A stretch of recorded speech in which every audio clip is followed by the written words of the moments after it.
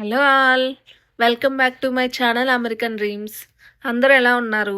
ఈరోజు నేను మీకు కొత్త రూల్ వచ్చింది కదా! H1B మీద దాని గురించి అయితే ఇన్ఫర్మేషన్ ఇద్దామనుకుంటున్నాను. ఈ వీడియోని మిస్ కాకుండా చివరి వరకైతే చూడండి. పాత రూల్ ప్రకారం అయితే H1B పిటిషన్ చేసేవాళ్ళు $1000 కట్టి వేసుకునేవాళ్ళు. కానీ ఇప్పుడు కొత్త రూల్ ప్రకారం అయితే ట్రంప్ ఏం చెప్పాడంటే $1,00,000 కట్ అయితే పిటిషన్ వేసుకోవాలి. ఇది ఎవరికి వర్తించిద్దంటే ఔట్ సైడ్ ఆఫ్ యుఎస్లో ఉన్న వాళ్ళకి వర్తిస్తుంది.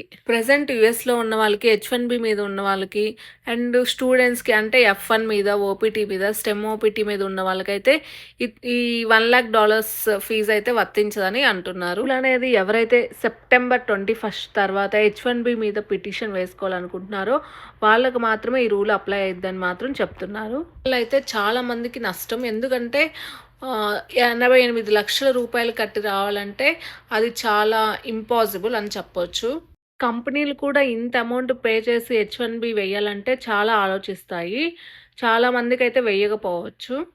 ఎవరికైతే ఎక్కువ నాలెడ్జ్ ఉంటుందో, ఎక్కువ స్కిల్ సెట్ ఉంటుందో వాళ్ళకి మాత్రమే H1B వేసి పంపించే అవకాశాలు ఎక్కువ ఉంటాయి.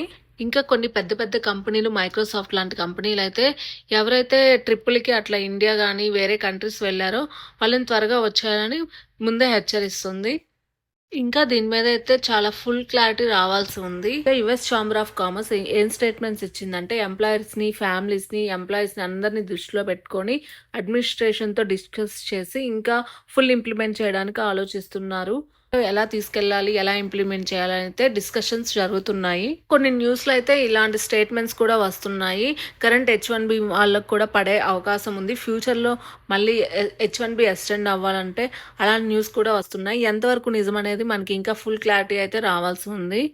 సర్వే ప్రకారం ఎక్కువగా H1B అప్లికేషన్స్ వచ్చేది ఇండియన్స్‌కి అండ్ చైనీస్‌కి అని ఉంది. దీనివల్ల అయితే భారతీయులకి చాలా ఎఫెక్ట్ పడుతుంది. ఎందుకంటే అంత అమౌంట్ కట్టి రావడం అనేది కొంచెం కష్టమే అని చెప్పొచ్చు.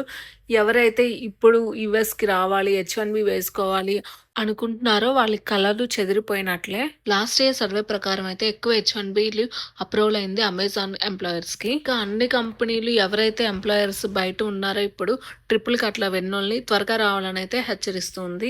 ఇంకా ఇలాంటి రూల్స్ ఎక్కువ అవడం వల్ల ఇక్కడ ఉన్న భారతీయులు కూడా ఇండియాకి వచ్చే అవకాశాలు ఎక్కువగా కనబడుతున్నాయి. యుఎస్లో జాబ్ మార్కెట్ కూడా అంతగా ఏం లేదు.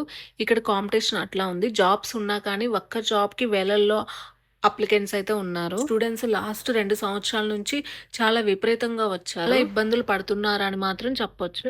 ట్రంప్ వచ్చాకైతే స్టూడెంట్ వీసాలు కూడా చాలా వరకు తగ్గిపోయాయి. యూనివర్సిటీ ఫీజులు కూడా అదే రేంజ్లో పెరిగిపోతూ ఉన్నాయి. ఎవరైనా స్టూడెంట్స్ రావాలనుకుంటే మాత్రం 1కి 10 సార్లు ఆలోచించి డెసిషన్ తీసుకోవడం బెటర్. ఇలాంటి మరిన్ని అప్డేట్స్ కోసం నా ఛానల్ని అయితే సబ్స్క్రైబ్ చేసుకోండి. Thanks for watching. బాయ్.